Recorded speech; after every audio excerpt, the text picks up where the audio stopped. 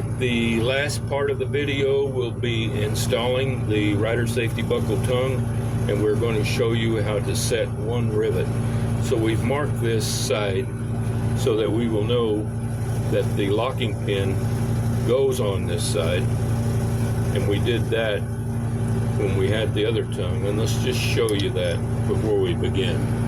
So this is the tongue that came out, and your locking pin, as you can see, is on this side. So when we took it out, before we took it out, we made a little mark here so we would know that the locking pin went on this side. So we removed the old tongue, we take the tongue for the rider safety buckle, insert it into this per our mark. Then we will take our rivet, put that in,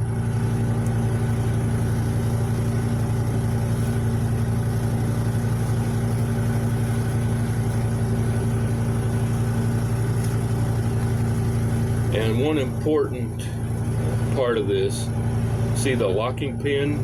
We want that on the same side that we're going to put our burr onto the rivet. The reason for that, we don't want to finish this procedure and have this locking pin facing down, so we may distort that or we may damage this locking pin in some way. So you always want to put your burr on the rivet on the same side as your locking pin. Now we'll take the burr, put it onto the rivet, and as I said in the video that we made that shows the tools you need, we're just going to take a 1/4-inch drive socket, and we're going to use that to drive the burr down onto the rivet.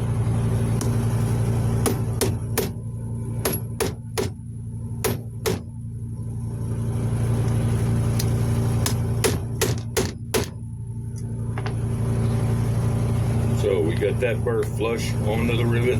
We'll do the second one. Again, the 1/4-inch drive socket.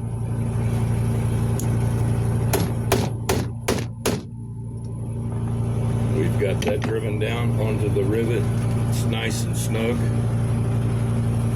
Next thing we will do is take our cutoff tool. These are just a pair of end cutters.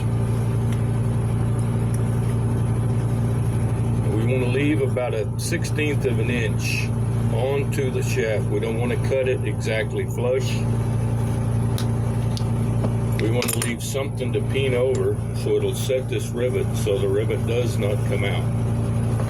Do the same thing on the other side.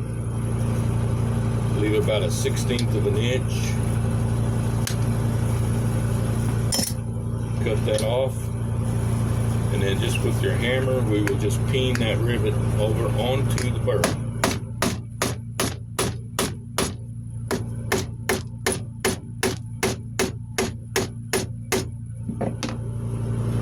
So, finished product. Everything works correctly. Sleeve still locks. And we will adjust this once we get it on Cindy's saddle and see how thick the stirrup leather actually is. We may have to squeeze this together, or we may have to actually open it up if the stirrup leather is extra thick. That completes on how to install a rivet. Thank you.